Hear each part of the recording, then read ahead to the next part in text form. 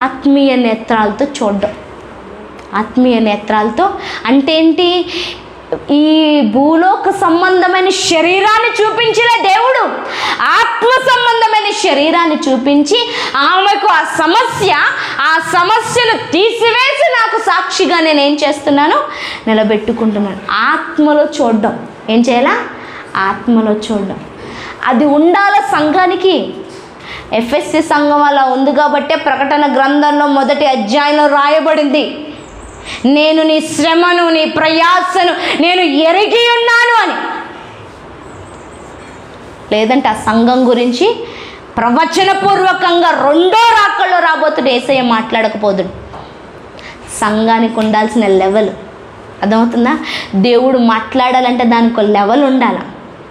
ఈరోజు నిన్ను తీసుకెళ్ళాలంటే, నిన్ను ఆయనతో పాటు పెట్టుకోవాలి అంటే చర్చికి వచ్చి వెళ్ళిపోతే అయిపోదు.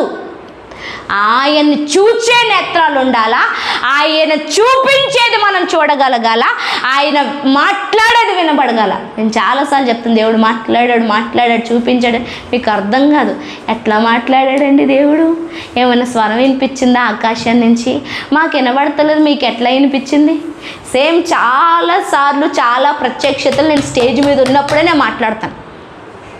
పర్సనల్ దానికన్నా స్టేజ్ మీద ఉన్నప్పుడే దేవుడు మాట్లాడుతూ ఉంటాడు. ఫ్లో అయిపోతూ ఉంటాయి. ఎట్లా వచ్చాయి ఫ్లో, ఎట్లా అయిపోయాయి అంటే అప్పటికప్పుడు వినగలుగుతున్నాం.